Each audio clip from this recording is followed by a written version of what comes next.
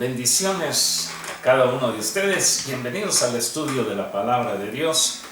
Hoy día miércoles 18 de agosto de este año 2021. Sea el Señor añadiendo bendiciones a cada uno de ustedes, a sus familias, y que la presencia de Dios sea real en todos y cada uno de ustedes. Muchas gracias en verdad por las palabras de aliento, de saludo, de apoyo, de motivación. Después de una enseñanza, después de una predicación, dan deseos de continuar con todo esto. Entendemos de que quien nos da de su presencia, el Señor Jesucristo, nuestro amado Salvador, es el que inyecta en nosotros ese fuego y esa pasión. Pero de todas maneras, gracias a todos aquellos que mandan sus mensajes de saludo. Dios les bendiga. Y bueno, vamos al estudio de hoy día. Vamos a hacerlo seguramente en dos partes. Esta es la parte 1, el video número 1 de hoy día miércoles. Y en caso de que no concluya, por favor busque la parte 2 y vamos a estar concluyendo en esa parte. Por lo general es aproximadamente media hora que dura el segmento de video. Así que vamos sin más ni más, acompáñenme por favor a la carta o a la epístola de Santiago en el capítulo 1. Aquí vamos a estar leyendo el versículo 13. Santiago capítulo 1, versículo 13. Dice la Escritura: cuando alguno es tentado, no diga que es tentado de parte de Dios, porque Dios no puede ser tentado por el mal, ni Él tienta a nadie. Hoy vamos a continuar con todo esto que hemos venido ya de varias semanas atrás, analizando lo que es la oración que dejara como modelo nuestro Señor Jesucristo a pedido de sus discípulos que le decían: Señor, enséñanos a orar. Hoy día nos corresponde estar analizando un poquitito sobre esa parte de esa oración modelo que el Señor decía: no nos metas en tentación, líbranos del mal. Con esto lo que nosotros podemos arrancar con hoy día es con el deseo de poder pedir a Dios que haga un cerco alrededor de nosotros y que no permita a Él de que vengan esos ataques a nosotros y destruyan nuestra fe. Cuando el Señor decía: no nos metas en tentación, el Señor prácticamente lo que estaba dejando, repito una vez más, modelo de oración. Y nosotros cuando somos tentados no podemos decir: ah, fue Dios quien me tentó. Por esa razón la Escritura es bien clara. Santiago aclara perfectamente de que no es Dios quien nos tienta a nosotros, porque dice de que Dios no puede ser tentado por el mal y Él tampoco tienta a nadie. Ahora, cuando hablamos del tentador o la tentación, o no nos metas en tentación, vemos de que el Señor Jesucristo, Él establecía una tremenda verdad respecto a lo que es el tentador. Por ejemplo, en el Evangelio según San Mateo, en el capítulo 4, versículo 3, dice la Escritura: y vino a él. Cuando dice él, se refiere a Cristo el Señor. Y vino a él el tentador, es decir, el que tienta, el que pone el tropiezo para que uno caiga. Dice: y le dijo al Señor Jesucristo: si eres Hijo de Dios, di que estas piedras se conviertan en pan. El enemigo se presenta y pone cualquier clase de artimañas o ardid de guerra para hacernos caer, para hacernos tropezar. Nosotros nos fijamos perfectamente de que cuando Satanás, el adversario, el tentador, llegó a tentar a Cristo el Señor, no, en este caso no se presenta con tantas cuestiones, sino que se presenta con pura palabra de Dios. Si usted ve este capítulo 4 de Mateo, ahí usted va a ver de que le ofreció todo, las riquezas, esto aquí y allá, y tírate porque escrito está, es decir, con pura palabra de Dios, con pasajes del Antiguo Testamento se presentó al mismo Señor Jesucristo, a ver su condición, al Dios hecho carne, su condición humana, quiso tentarlo, quiso hacerlo caer. ¿Con qué? Con pura palabra de Dios. Y es ahí donde nosotros necesitamos conocer la palabra para no ser engañados por el enemigo, por el tentador. Porque hoy en día es fácil escuchar o ver o presenciar o conocer muy de cerca circunstancias, situaciones, artimañas, tentaciones en las que aún los mismos siervos de Dios, los dirigentes de una iglesia, los pastores de una iglesia, muchas veces caemos en todo esto. ¿Por qué digo esto que estoy haciendo mención respecto a este versículo 3 del capítulo 4 del Evangelio según San Mateo? Porque es precisamente con palabra de Dios que el enemigo también viene a tentarnos a nosotros. Cuando como pastores, como siervos de Dios, leemos pasajes, por ejemplo, aquel en el Nuevo Testamento donde dice que no ignoremos, que no olvidemos, que no dejemos de un lado, decía el apóstol Pablo, de que el Señor Jesucristo, siendo rico, se hizo pobre para enriquecernos a nosotros. Es palabra de Dios. Muy bien, venimos algunos hermanos, algunos líderes, algunos pastores o apóstoles o profetas o maestros o evangelistas, como de acuerdo al ministerio que se esté desarrollando, y tomamos ese versículo porque el enemigo nos ha puesto, y ya con eso viene la tentación para hacernos caer, y es ahí donde caemos en la famosa doctrina de lo que es la famosa prosperidad. Traigan, traigan, traigan, yo me voy a enriquecer y hay Dios que los bendiga y los socorra a ustedes. Y vemos hoy en día ministros que viven en sobreabundancia, cuando hay miles de personas que ni siquiera tienen un pedazo de pan que llevarse a la boca o darle a sus propios hijos.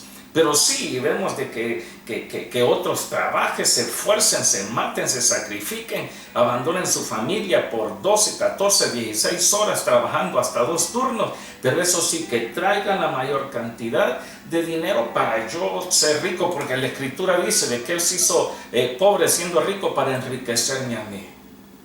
Que no tendremos falta de ningún bien, que el Señor nos va a proveer, y empezamos muchas veces a ser tentados por el enemigo. Por eso, hermano, por eso, hermana, seamos astutos, seamos listos, tomemos la Escritura. Y cuando el Señor nos decía que teníamos que orar, Señor, no nos metas en tentación, mas líbranos del mal, es que nosotros necesitamos ser listos para analizar, para poder presenciar, para poder ver la realidad de las tentaciones que están viniendo a nuestra vida para hacernos caer, puestas por el tentador.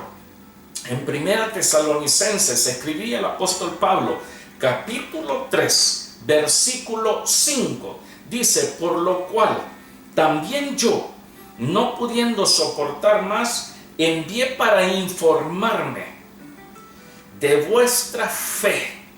Pablo le dice a la iglesia que estaba en la ciudad de Tesalónica, en esa primera carta le dice: por lo cual también yo, no pudiendo soportar más, envié para informarme de la fe de ustedes, no sea que os hubiese tentado el tentador y que nuestro trabajo resultase en vano. Es decir, que el enemigo viene a destruir nuestra fe, y la fe es lo que nos mantiene a nosotros creyendo a Dios, creyendo su palabra, creyendo sus promesas. Hermanos amados, no ignoremos las maquinaciones del enemigo. Por eso el Señor decía: cuando oren, pidan. No nos permita, Señor, caer en los lazos de la tentación, mas líbranos del mal. Las Escrituras mismas nos advierten de que esta clase de tentaciones vienen del diablo mismo. Por ejemplo, Mateo 4, el mismo versículo, el mismo capítulo que leímos anteriormente, capítulo 4, versículo 1, dice: entonces Jesús, fue llevado por el Espíritu al desierto. El Espíritu Santo lleva, la tercera persona de la Trinidad, el Espíritu Santo lleva a Jesucristo, la segunda persona de la Trinidad, lo lleva al desierto. Y es allí para que fuera tentado por el diablo, para ser tentado por el diablo. Ahora, si esto ocurrió con Cristo el Señor, no nos extraña a nosotros. Y después de esto es donde viene la tentación, pero con pura palabra, con puros pasajes del Antiguo Testamento. Por esa razón, seamos listos, astutos, y no nos dejemos nosotros engañar. Porque esto del pecado producto de la tentación es todo un proceso. Es un proceso que el enemigo tira la carnada y todo eso se desarrolla dentro de nosotros, y cuando venimos a sentir, estamos fulminados. Es decir, que viene una pasión, viene un deseo, y después de haber esa pasión o ese deseo, después de haber concebido, entonces da a luz el pecado. Y una vez el pecado realizado, eso da a luz la muerte. Pablo decía que la paga del pecado es muerte. Quiero que leamos otra vez aquí en Santiago, en capítulo 1, versículo 14 y 15, dice: sino que cada uno, cuando alguien es tentado, no diga Dios me tentó. No, Dios no tienta a nadie. Lo que dice el versículo 13. Versículo 14 dice: sino que cada uno es tentado cuando de su propia concupiscencia. Cuando dice de su propia concupiscencia, buscaba en el diccionario de nuestro idioma, de nuestra lengua, el diccionario real, diccionario de la lengua española, el diccionario que viene de los que hicieron este idioma nuestro, de la Academia, Real Academia, dice de que concupiscencia es el deseo a los bienes terrenales. Ojo, no, si nosotros prestamos atención y caemos, flaqueamos con el propósito de tener más cosas terrenales, de tener así como aquel tiene ese vehículo, yo también.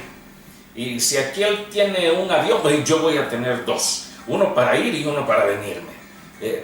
Pero esa es una tentación, es un deseo extremo a las cosas terrenales. Entendemos nosotros de que el Señor Jesucristo, cuando se le buscaba y alguien le decía: Señor, déjame ir, que te busque, que te siga y quiero estar contigo, el Señor le decía: ven para acá. Mira, el Hijo del Hombre ni siquiera tiene dónde recostar su cabeza. Pero ahora nosotros somos muy modernos. Ahora queremos enriquecernos al extremo, porque como aquí dice de que el Señor nos va a dar en sobreabundancia. A veces nosotros los que diezmamos, pues decimos: no, sí, que ahí dice de que lo probemos en esto, de que le demos a ver si no derrama bendición hasta que sobreabunde. Viene el enemigo, mete eso en nuestra mente, y esa pasión, ese deseo por las cosas terrenales se van dando, que después nosotros comenzamos hasta a reclamarle a Dios porque estamos en escasez, porque estamos prácticamente con lo mínimo, porque tú has dicho y tú vas a cumplir y tienes que cumplirme porque soy tu hijo, y dame más, dame más, dame más. Ya eso es un deseo desenfrenado que ha comenzado a darse adentro, deseo de bienes terrenales, y en especial un apetito desordenado de placeres deshonestos. Eso es concupiscencia. Por eso Santiago decía de que cada uno es tentado cuando de su propio deseo desenfrenado es seducido, es atraído. Versículo 15 dice: entonces la concupiscencia, o ese deseo, o esa pasión desordenada, después que ha concebido, da a luz el pecado, y el pecado, siendo consumado, da a luz la muerte. Es todo un proceso. Por eso el Señor decía: cuando vosotros oréis, oraréis así: no nos metas en tentación, mas líbranos del mal. Satanás, el tentador, es el que viene a poner todas esas tentaciones ante nosotros, pero somos nosotros los que somos arrastrados en sus trampas cuando nosotros permitimos directamente a que nuestros deseos carnales nos inciten a agarrar lo que el enemigo nos presenta, ya sea simplemente por lo que nos hace ver, por lo que nos hace oír, o simplemente también toma la escritura y comienza a engañarnos. Este es un arma poderosa. Es un arma impresionantemente poderosa. La palabra de Dios es viva y eficaz, pero también el enemigo la usa para hacernos caer a nosotros mismos. Por esa razón, si este principio de tentación la usó con Cristo el Señor, la usa hoy en estos tiempos con ministros, y lo ha usado siempre con el deseo de hacer caer a los siervos y siervas de Dios. Por esa razón, oremos siempre: Señor, no nos metas en tentación. Y muchas veces esa pasión, ese deseo desordenado, viene de adentro de nosotros hacia afuera, según leímos en Santiago, pero muchas veces también es de afuera para adentro, en lo que nosotros vemos, en lo que nosotros escuchamos, en lo que nosotros decimos, en lo que nosotros tocamos, en lo que nosotros huelemos. También muchas veces usa nuestros sentidos el enemigo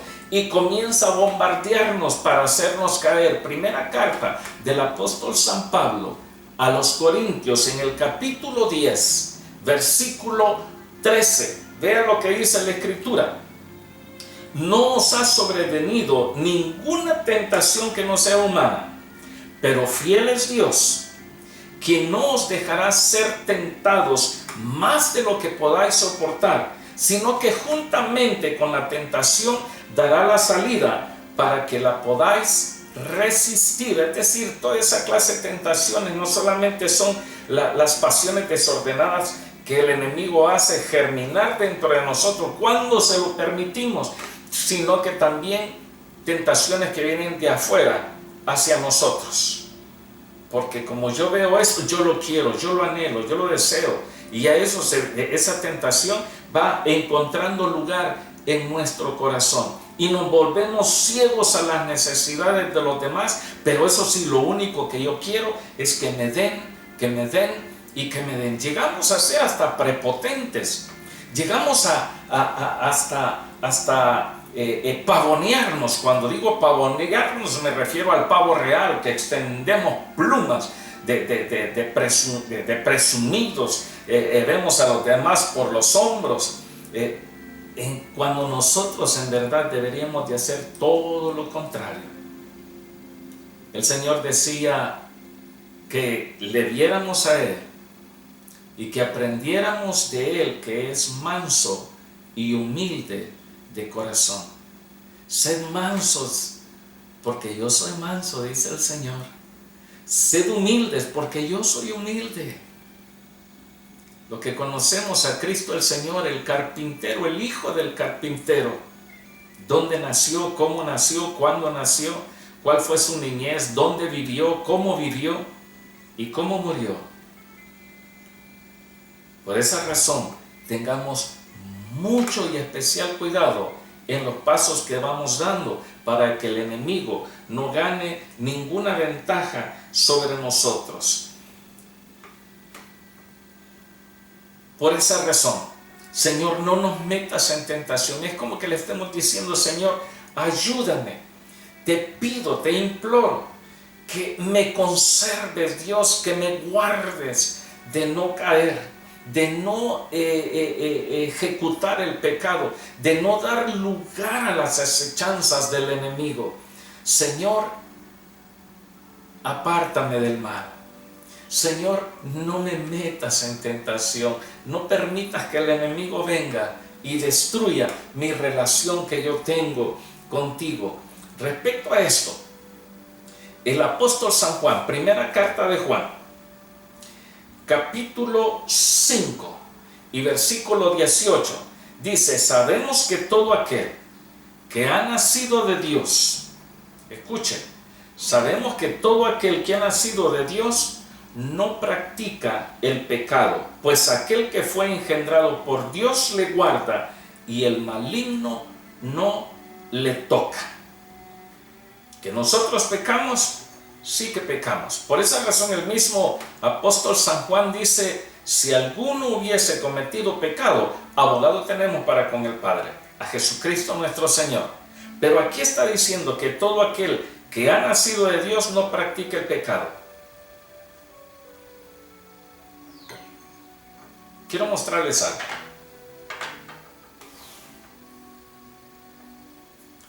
Algunos ya saben lo que es esto. Me parece que en Chile a esto le llaman emboque. En El Salvador nosotros a esto le decimos capirucho. Y cuando a alguien le dan esto y le dicen: usted puede jugar con esto, no sabe ni qué es. Pero ya cuando uno observa cómo se juega, entonces uno comienza. Y que el asunto, la finalidad de esto es que esto quede así.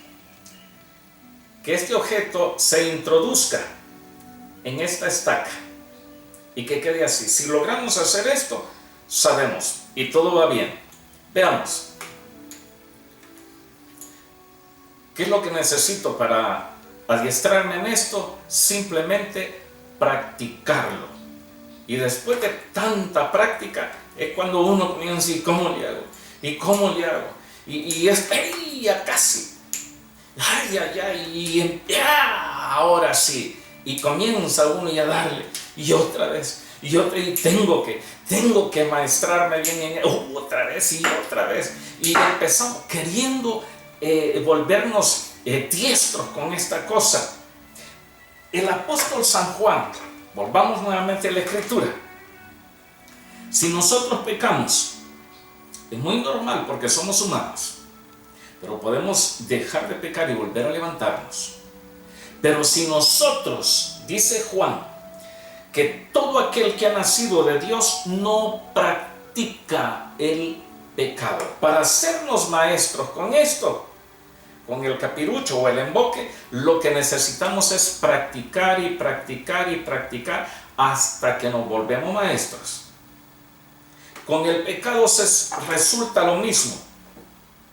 La primera vez, ¡ay, Señor! Y la desesperación y la aflicción, pero cuanto más esto se está practicando y practicando y practicando, es cuando nosotros ya después ni cuenta nos damos lo que estamos haciendo. Y a el efecto de estar pecando ya ni siquiera nos constriña. Ya ni siquiera nuestro corazón siente de que estamos fallándole a Dios. Por ejemplo, aquellos hermanos, hermanas, aquellos hijos, hijas de Dios, que comenzaron a fallarle a Dios, que comenzaron a pecar con eso de que el enemigo empezó a bombardear su mente y le puso la tentación, y quizás hasta tomó la misma palabra,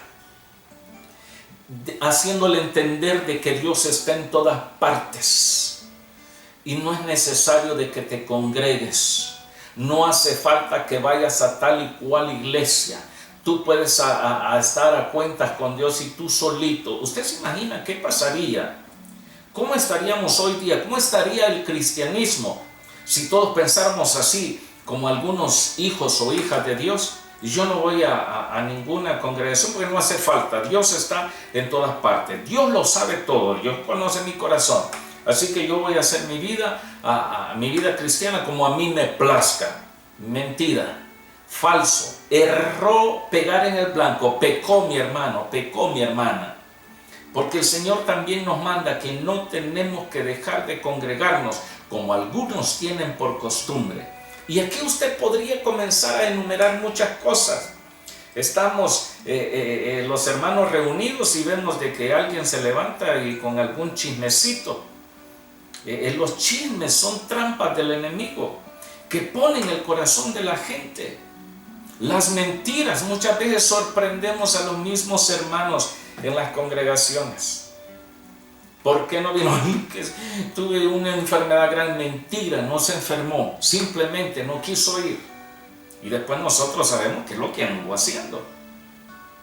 No que andemos investigando, mandando agentes secretos para ver qué es lo que hace cada hermano, para ver a quién nos sorprendemos en mentira. No es así. Muchas veces el Señor nos hace ver de que ciertos hermanos que nos han dicho alguna cosa, ciertas hermanas que nos han dicho algo, el Señor nos permite que nosotros veamos que están mintiendo. Y sabe, eso duele en el corazón. Me mintieron, me están mintiendo.